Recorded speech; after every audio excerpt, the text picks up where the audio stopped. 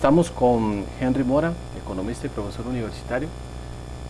Quisiéramos compartir con él una situación que nos preocupa, que creemos importante de tratar, y es el hecho de que en Costa Rica viene sucediendo una paradoja. La economía crece, pero también viene creciendo el desempleo.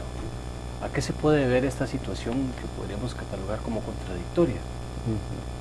Bueno, en parte hay que advertir que estas cifras adicionales de desempleo que se están encontrando en esta nueva encuesta, o sea que el desempleo es más alto de lo que las encuestas tradicionales de hogares nos decían, en parte se debe a que las nuevas encuestas recogen de mejor manera los hechos del mercado laboral y por tanto pues ha resultado un poco sorprendente que efectivamente las tasas de desempleo no anden rondando el 8% como se suponía, sino más bien el 10%.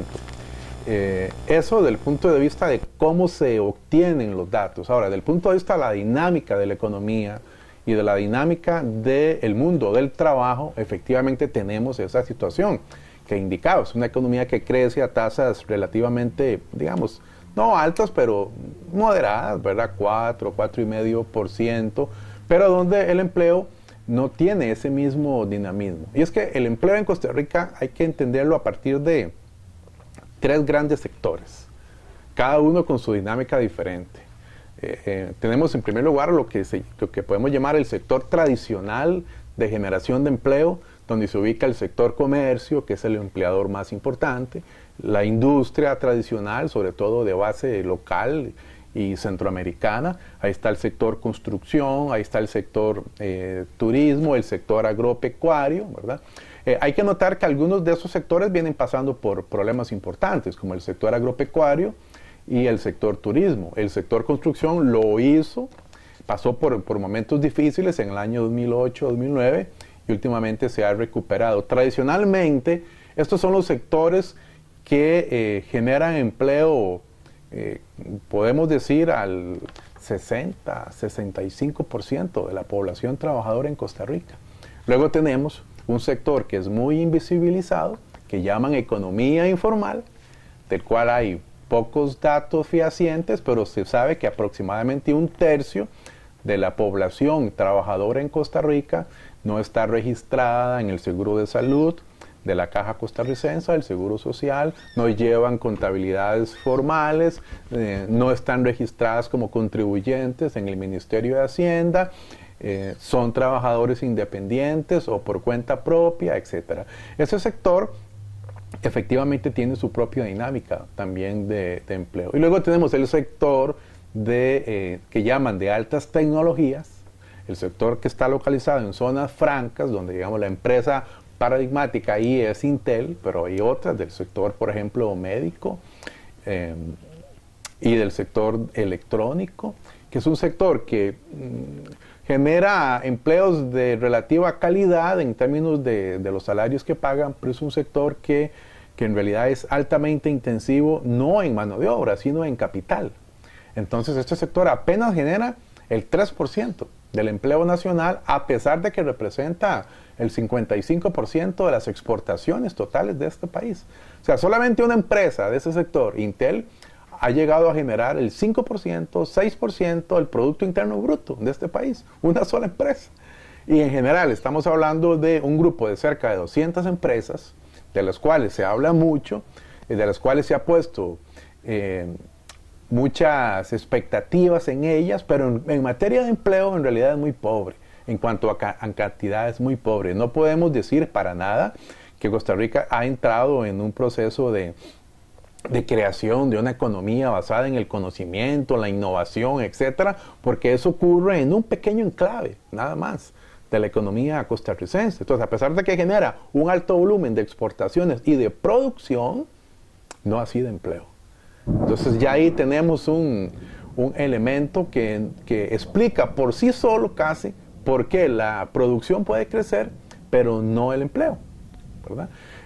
Y luego tenemos los vaivenes que ocurren en los sectores más tradicionales que antes mencionaba, comercio, industria, construcción, turismo, agricultura, que por ejemplo en este momento agricultura y turismo están atravesando por situaciones difíciles. Entonces eso está implicando también una disminución en la generación de empleo en esos sectores, a pesar de que la economía crece, sobre todo por los altos volúmenes de exportaciones y producción en otros sectores. Y luego del otro gran sector de economía informal poco se sabe.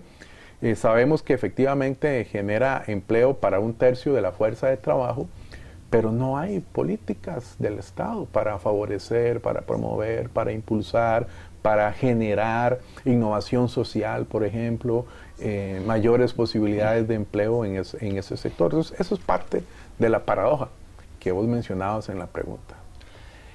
Henry, esta situación que muy bien explica usted, ¿es una situación exclusiva de la economía costarricense o es un fenómeno que podemos visualizar en otras economías? Bueno, en distinta medida, en distinto grado, existe en todas las economías latinoamericanas y en general en las llamadas economías en vías de desarrollo, subdesarrolladas. ¿Por qué? Porque históricamente estas economías han tenido lo que se llama un desempleo estructural. Es decir, no es un desempleo simplemente cíclico como ocurre en las economías industrializadas, sino un gran desempleo estructural, es decir, una incapacidad de la economía de absorber la totalidad o la mayoría de la fuerza de trabajo que desea trabajar, de la población que desea trabajar. Lo que pasa es que, por ejemplo, en el resto de América Latina, en este momento, en muchos países hay un gran dinamismo en el sector de lo que se llama industrias extractivas, aunque es un término contradictorio, industrias extractivas, porque si en realidad es extracción, no hay producción exactamente dicha. Pero bueno, las industrias extractivas de recursos naturales están generando mucho dinamismo en producción y en empleo en muchos países de América del Sur, y eso ha amortiguado un poco en los últimos años, sobre todo post-crisis del 2008, las posibilidades de que esas economías crezcan. Pero en términos generales, esta problemática existe en todos los países. Ahora, en Costa Rica tenemos la peculiaridad de que este sector de alta tecnología tiene un rol muy importante en las exportaciones. Puede representar, como te digo, la mitad de las exportaciones. Eso no ocurre en ningún país de América Latina.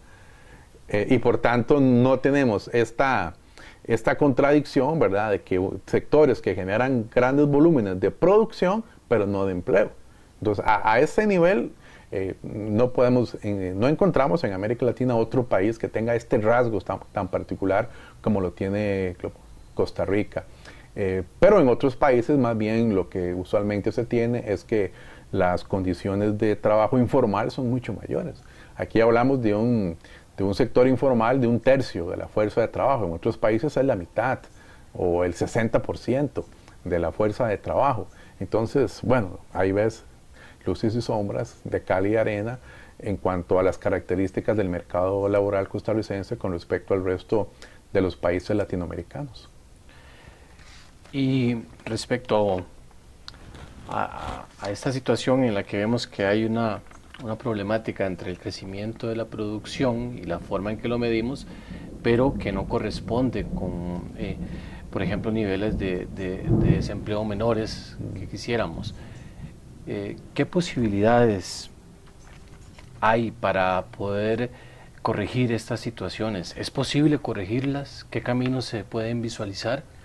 Bueno, tendríamos que verlo otra vez de acuerdo a esos 3 sectores que te mencionaba, ¿verdad? En el sector de alta tecnología podríamos pensar a largo plazo, pero en el corto plazo es muy difícil porque habría que hacer cambios significativos para que ese sector deje de ser un enclave y se convierta en una economía con arraigo dentro del resto de la economía nacional, que tenga lo que llaman los economistas encadenamientos, vinculaciones hacia el interior de la economía. Por ejemplo, mediante la adquisición de materias primas, pagando impuestos, generando más empleo. Eso requeriría un cambio significativo en la política de atracción de inversiones que, digamos, no está ni siquiera pensada en las propuestas de los partidos tradicionales. Para ellos lo importante es atraer inversión extranjera y en segundo o tercer lugar, si acaso, está el tema de qué cantidad de empleo generan o qué posibilidad de generar innovación y de diversificar la economía en su conjunto hay. Pero a largo plazo podríamos pensar que esa podría ser una opción, ¿verdad? Transformar este enclave en una economía de servicios de alto valor agregado que tenga mayor capacidad de generar empleo. Por el lado de lo que llamamos los sectores tradicionales, digamos agricultura, turismo, industria, bueno, ahí se requeriría, digamos, que ese motor reciba el estímulo, particularmente a las políticas productivas del Estado que actualmente no tiene. Si eso es así, eventualmente se podría pensar en que haya mayor dinamismo de un sector que languidece o asciende de acuerdo al ritmo de la economía internacional. Por otra parte, hay que advertir que el Estado, que cumplió un rol de empleador importante en los años 60 y 70, ya no lo es. Entonces, por ese lado tampoco hay posibilidad, ¿verdad?, de que el Estado vuelva a convertirse en un motorcito, si no de desarrollo, por lo menos de generación de empleo. Debería hacerlo. El Estado fue un motorcito de desarrollo en Costa Rica en los años 60 y 70. Creo que debería volver a hacerlo.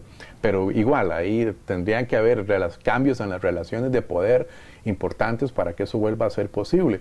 De manera que yo apostaría en el corto y en el mediano plazo a lo que se llama economía popular. Es decir, a las posibilidades de que dentro de ese mundo tan diverso de la economía popular podamos generar una dinámica propia, particularmente dentro de lo que llamamos economía social y solidaria, que permita a partir de asociaciones de productores en el campo de los servicios, en el campo médico, en el campo turístico, en el campo de la agricultura, en el campo de los servicios profesionales, generar otras formas de asociaciones empresariales que tengan mayores posibilidades de flexibilidad frente a la creación de empleo que es posible generar. Pero igual, ahí necesitaríamos, ¿verdad?, que podamos, más bien desde los propios actores sociales, podemos generar proyectos en ese sentido. Entonces, como ves, sí hay posibilidades en los distintos campos. Quizás en este momento es en la posibilidad de que el empleo estatal vuelva a representar un papel importante donde hay más limitaciones. Pero en los otros sectores, a mediano o a largo plazo, es posible pensar en que el tema del empleo vuelva a entronizarse, a empoderarse dentro de la política económica y social del país. Pero para comenzar, el problema es que ni siquiera tenemos una política de Estado en materia de empleo. Y eso ha sido así desde hace muchos años, ¿verdad? Recientemente han habido algunos esfuerzos de poner sobre el papel algo en ese sentido, pero sobre el papel. Le ha costado mucho incluso poner eso en el papel y más todavía ponerlo en la práctica. Pero es parte de las innovaciones que el país necesita, y una de ellas es desde luego una política de empleo, una política de Estado en materia de empleo que involucre también una participación activa de los afectados por el desempleo, de los afectados por el subempleo y en general de la posibilidad de generar una dinámica de empleo que el país actualmente no tiene.